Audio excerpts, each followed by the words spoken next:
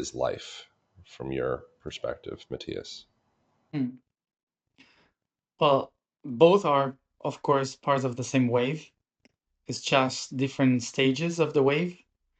So basically, let's say that life is like this moment where the wave is going up. So there's a lot of tension on the wave, the pressure of the water going up, and then death is when the water release the tension down. So let's say that in the flow of everything, there's no separation between life and death. It's just the tension of existence and then the release of the tension. And so uh, it and in order to feel the actual release, you have to feel the actual tension. So it's not that, okay, if death is very freeing somehow, so why don't we kill ourselves right now? Because you are not still in the top of the tension of what is life. And tension is not something bad. It's the completion of a whole geometry. So when you complete the entire geometry of that tension, then the release is like the expansion of all that information that you have been holding. So it's not that killing yourself will actually allow you to have a proper death. Actually, it's like very, it could be very chaotic because you're breaking the point of tension, of existence. So yeah, it's basically that is the beautiful movement of waves, and and and we are so attached to that moment of tension of who we are, that the moment of relief of whew, of coming back to the ocean is like very um, frightening for people, because it means that you stop the tension, which is you stop to be yourself. All the building blocks of what you have been, what you have created for you to be in that tension, which is your ego, who you are, now it's going to be released. And yeah, it's like giving away all the hard work that you have done. But at the same time, it's so beautiful, so expansive. um, but yeah, it's just a wave moving up and down. Would suicide or ending one's life, I'm not sure what the proper, most politically correct terminology is for that, um, be a, what does that mean when you say it's like a break in the tension? Is there something wrong with ending one's life, or like what is suicide? Well, it's not wrong, or it's not even a sin. Of course, in religion, we have this concept of a sin. Um, and it's not a sin, it's not bad to end someone's life, like when you kill yourself. The only thing is that uh, it's more complicated. It complicates things. Let's say that you are building a house, and you haven't finished the house. You don't know how to. Um, you haven't put all the things together, and suddenly you start to destroy the blocks, to destroy the walls, and not knowing what the house was for or what you could live inside the house.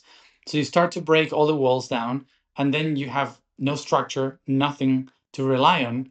So now you're lost until you have to start to put all the pieces again and build the blocks again, build the walls again. So it takes more time, it's more confusing, um, and basically you are kind of a mess for a while until you figure out where to live and what to do and what to create. So that's why people start to say is a sin or is wrong, just to, in the same way as religion has said for many years what is wrong and what is right, to try to help people, and they ended up creating a whole bunch of morality that is not real. um, but it was just, at the beginning it was just to help people, to make it faster, to make it easier. Like if you meditate every day or you pray every day, your mind will be clearer and so on. So you can help people given certain structures. So one of those structures was don't kill yourself, and we start to believe that is a sin or something wrong that someone can do, but it's not wrong. It's chaotic. I wouldn't recommend it because it makes you lose a lot of time. So And who or what is the you that is losing time? Is there a materialized objective definition of the you or the what that is losing time? the soul mainly. The spirit is never losing time, but the soul um, is the soul is the one that loses time because time is waves. Time is just a pulse of a beating of energy in the universe. So so if energy is beating positive, negative, those pulses of positive, negative, which we call the soul, is actually energy. And so energy is not lost; it's always renewed. But the time that it takes for you to create those beats, that's what we call time.